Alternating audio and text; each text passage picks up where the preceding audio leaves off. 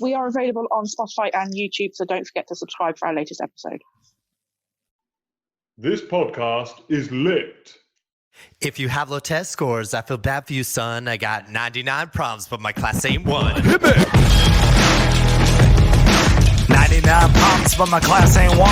If your test scores are low, I feel bad for you, son. I got 99 problems, but my class ain't one. If you're having lockdown problems, I feel bad for you, son. I've got 99 problems, but poetry isn't one.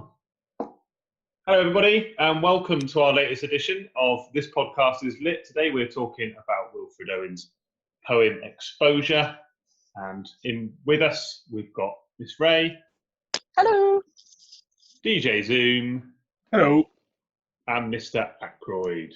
Hello. Or Aki Boy, as some of the students have started calling him. Aki Boy. I think I might adopt it. You might adopt it. Aki Boy, what do you think about this poem, then, Exposure by Wilfred Owen? Yeah, I really like it. Obviously, it's what's considered a war poem, a conflict poem, but obviously it comes from a slightly different angle, as it's not about the conflict of the enemy necessarily. Is the weather and the boredom. So it comes in from a slightly different angle as to what you may expect a war poem to be about. But it's incredibly sad. I find this poem very, very sad. Heartbreaking, really. But so good. Yeah. And from what Mr. Ridges has taught me about the First World War over the last few years, it probably is an incredibly accurate war poem. The fact they did just sit around for hours doing nothing. Yeah. A stark contrast to why they might have signed up for the war. You know, they obviously went with the idea of being heroic and chance to... Well, I guess, yeah, I mean, I guess the thing about the First World War, we generally have a generalized version that it was good to begin with, and there was propaganda, and it'd be over by Christmas, and it stretched out for longer than they expected. But really, there's just so many different experiences within that for the soldiers, and you're getting one here that is so raw. I would say he lived it, and I think that's what makes it incredibly sad.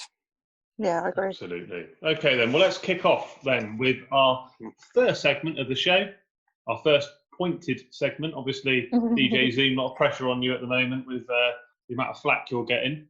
A lot of friendships in the line, Mr. June. Yeah, need to be careful because there are some fairly angry people in the ranks. So we'll start off as we so regularly do with Miss Ray with our poem in a headline.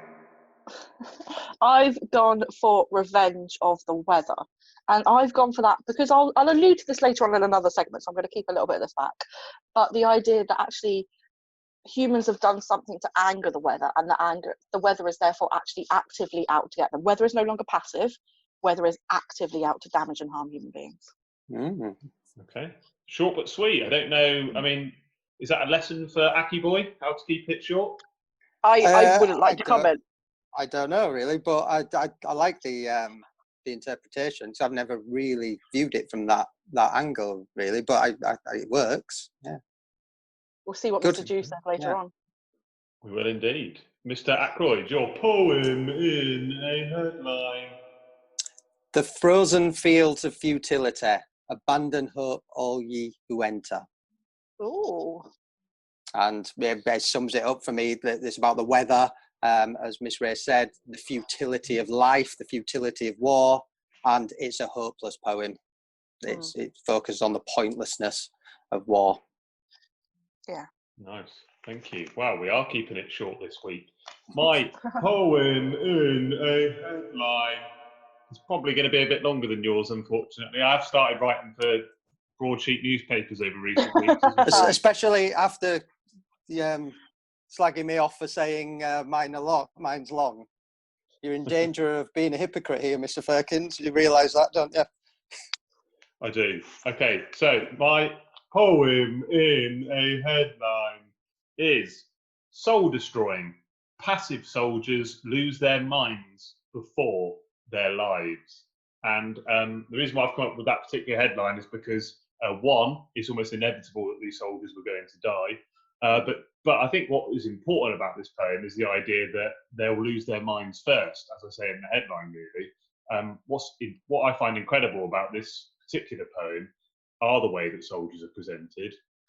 A lot of the verbs in the poem particularly caught my eye. There's a lot of very passive verbs like watching, and things like worried, and I don't know. You just don't anticipate seeing verbs like this when you hear about a war. You expect to hear of strong soldiers, active soldiers, like Miss Ray said. It's the weather that's the active force here, with these passive soldiers at nature's mercy.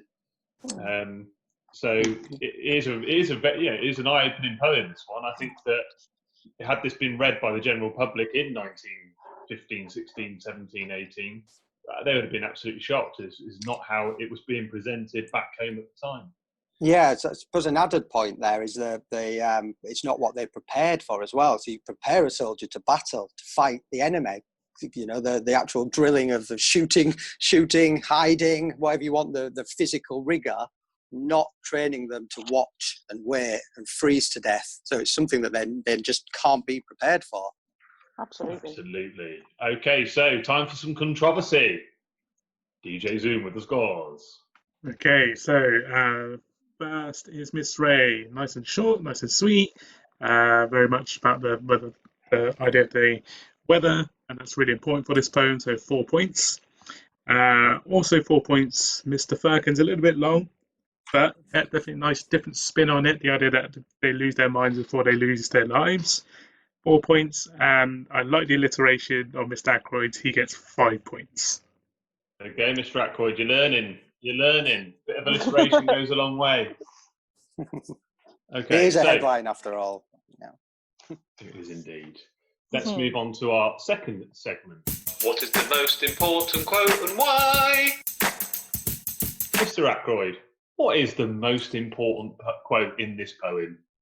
Well, I've gone for the poignant misery of dawn begins to grow ... ellipsis. And I think 3 reasons. One, dawn in literature is usually associated with rebirth, renewal, hope.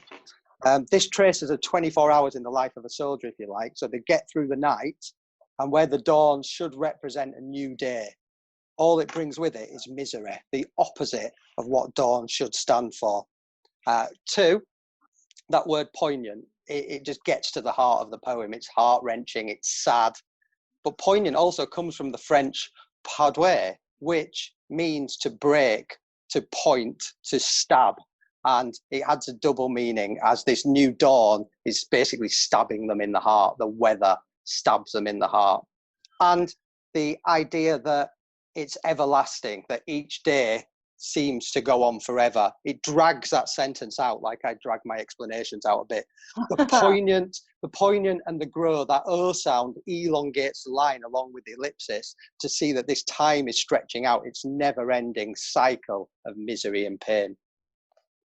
Wow, very nice. Well, my most important quote and why is actually quite similar in some ways to Mr. Ackroyd's. It actually appears only 2 lines later in the poem, and it is also about dawn. However, there's a slightly different spin on it from me, as there often is. Dawn massing in the east, her melancholy army attacks once more in ranks on shivering ranks of grey. There's a couple of reasons why I love these 2 lines. They're probably a little bit harder to remember than some quotes I'd probably suggest that GCSE students learn.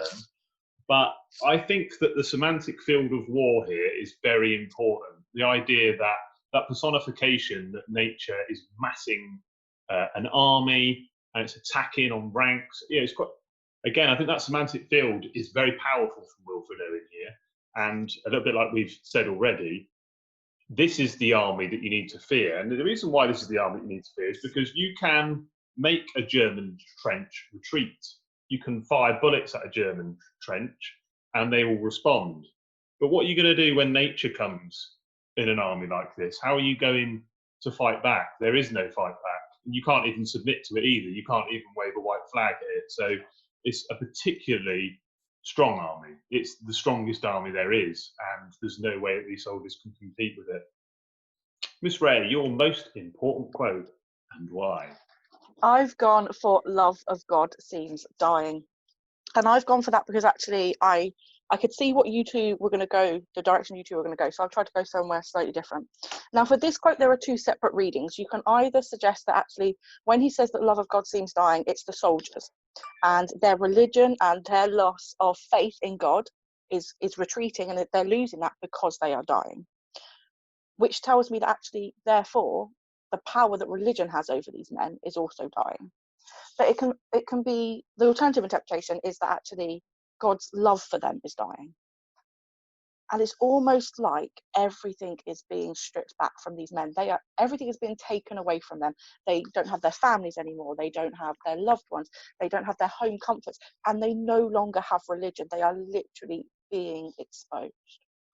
Wonderful. And to be honest, it's quite interesting how some of the things that we're saying, we said fairly similar things when we were talking about bayonet charge at one point, and that's obviously a podcast we've still got to produce at some point. But these poems do kind of fit together quite nicely, these war poems, and they certainly warrant being revised as a group, I would say. But as well, I mean, with this poem, we could have had so many quotes for the most important quote. I mean, one of ours that we've said, I looked at as well, thinking that they were the most important. It's really, but just going on to what Katie said as well, that really is a love of God seems dying because Miss Ray, sorry, it's the first time I've done that for a while. Miss Ray, should we say?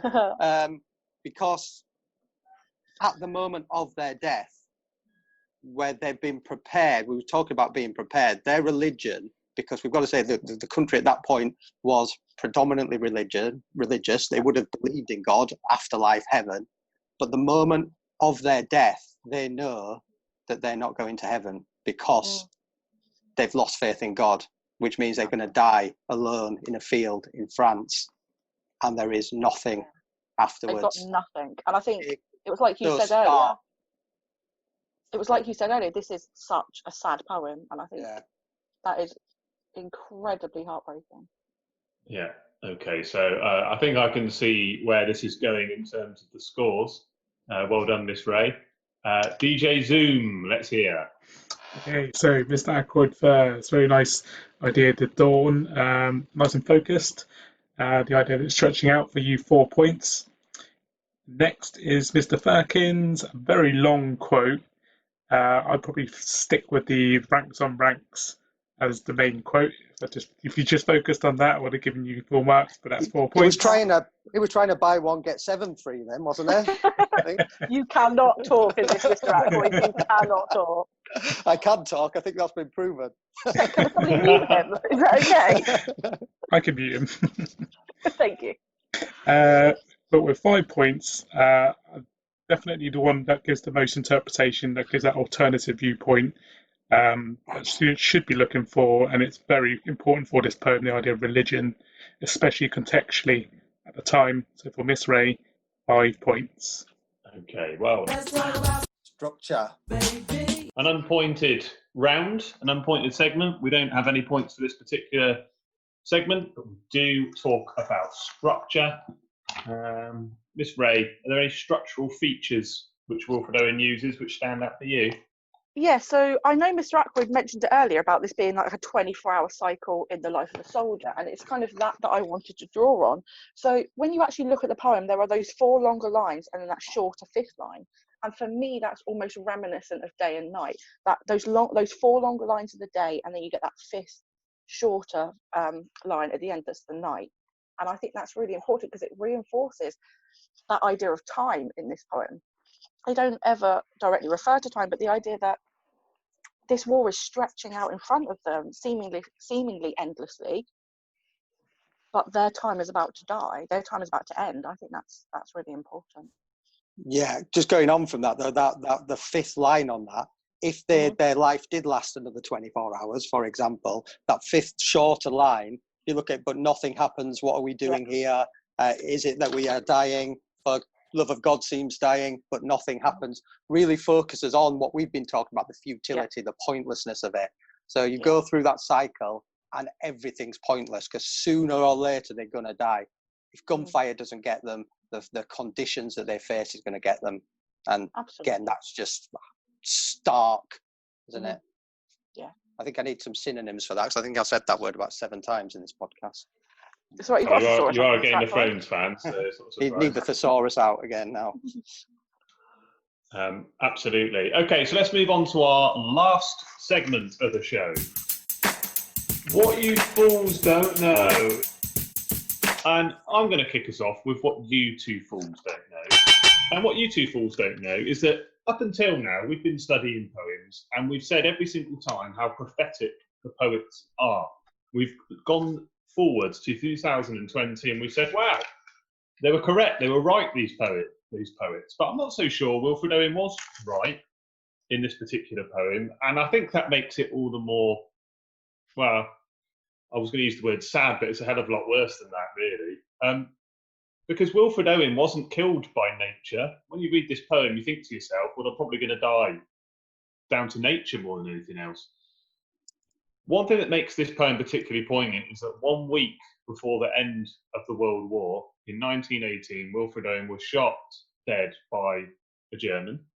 And that now means that this poem takes on, when we read it now, a slightly different tone, because we know that this war was the end of him. We know that not only did he die, but he would have died with all of these thoughts in his head.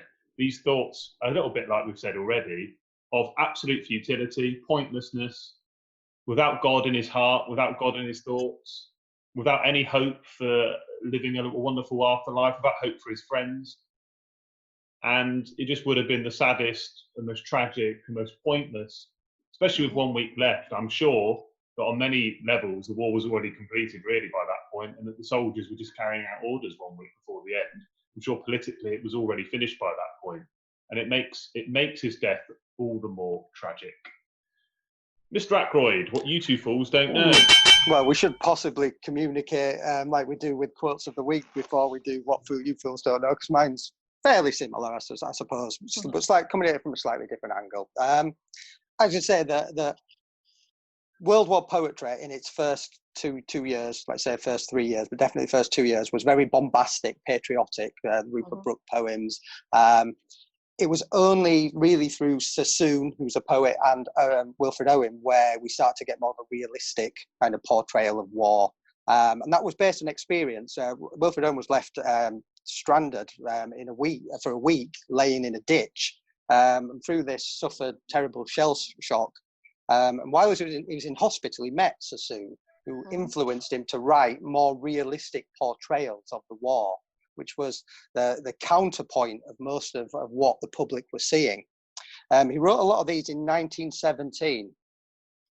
However, what happens next, I think, is really sad. And I'm going to relate back to the poem here. The penultimate stanza talks, I won't go through it all, but I'll translate it, talks about these guys dying of hypothermia and hallucinating, and their ghosts drift back home.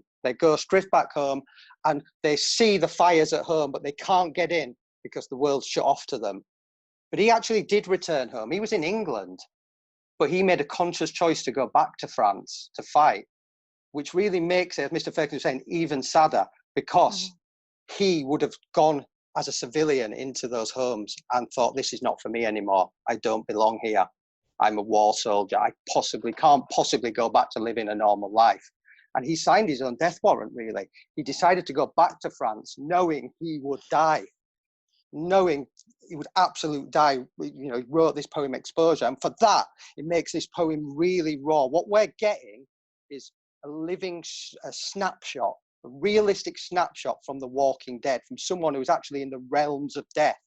And it's as realistic portrayal of a First World War soldier as you're likely to ever get. Miss Ray, what you two fools don't know. Well, I've gone on a slightly different journey in this than compared to you two, and I've gone to look at the first 3 words that Owen uses. So in the poem, he uses the first 3 words, "our brains ache." Now, Keats is another poet, and he was writing about a century before Owen was. And I know that Owen was a really big fan of Keats, and I don't think it's a stretch to see that he's used Keats as a bit of an inspiration. particularly the poem Ode to a Nightingale, which opens with the first three words, "My heart aches." So Owen, our brains ache. Keats, my heart aches. Now in the poem, Ode to a Nightingale is describing a death but doesn't actually die. And that got me thinking as to what Owen's purpose was behind this poem.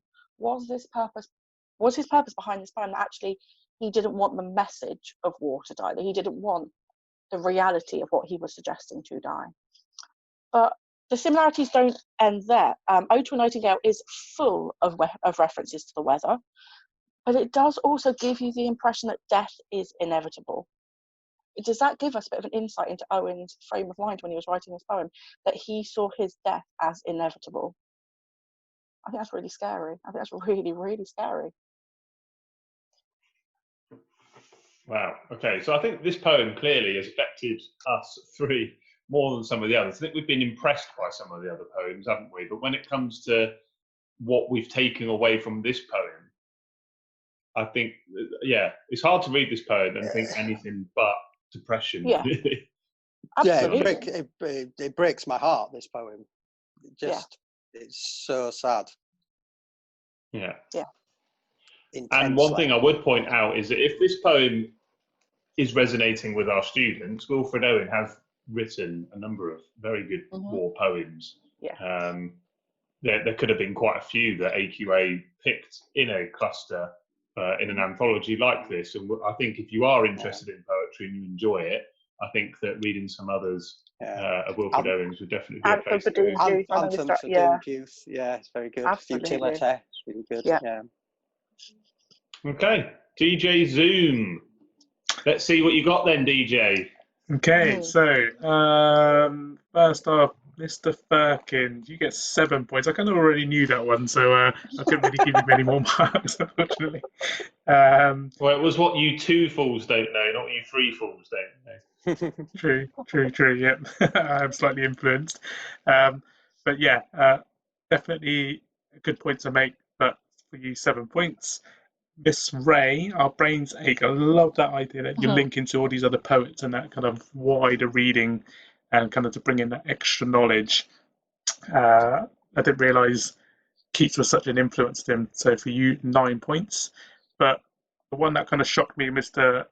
Ackroyd, with the idea that he actually went home and knew, that he was going to die anyway. So he still made that choice, and it just makes it so much more sad. But knowing that kind of very much adds to an interpretation of the poem. So for you, 10 points. Wow, your remonstrations with the ref has worked, sir. Well, you're so easily swayed, DJ Zoom. I think that's very unfair. I think most of the time we're going to give credit for his scoring. It's been fair. There was 1 week where we thought it wasn't fair, and we can all have a bad day, Mr. Ackroyd. Have you been watching back the Premier League years during lockdown and been looking at how Alex Ferguson and Roy Keane used to moan at the ref every week and get an extra 5 minutes? Get those penalties, those dubious decisions. Well, it worked. Yeah. Friendship over, Mr. Jew. Done. Okay then, well, DJ Zoom, it's time to give us the final leaderboard. Okay, so in third place with 15 points is Mr. Firkins. A close runner-up in second place, 1 point behind the winner, is Miss Rowe with 18, and Mr. Ackroyd, our winner, with 19 points. Well, there we go, Mr. Ackroyd. What are you going to say in your winning speech? Yeah, well, it's not really a winning speech, is it? Keep it short. We go back to, I don't know how to do that necessarily, but we go back to the poem, and it is all about the poem, isn't it? And it is a heartbreaking poem. I don't take any pleasure from winning that, really. But I think all the analysis was quite good today. There we go. A big pat on the back for Aki Boy. Okay then, well, don't forget to look us up in all the usual podcast places. We are on Spotify, we are on YouTube. If your friends want to know how to revise for English literature, then you know where to point them. Get onto this podcast is Lit's YouTube page, where there are all sorts of things, including brand new revision videos, which are, surprisingly for us, quite short. Which Okay, then, will have so nothing to do with them. absolutely. Well, there we go. Sometimes when it comes to revision, it can be quite nice to go over things for 5 to 10 minutes. So that's been the idea behind these videos, and we hope you enjoy them. But in the meantime, signing off for the Maverick, the Brains, DJ Zoom, and me, Mr. Perkins. Goodbye, everyone. Bye. Bye.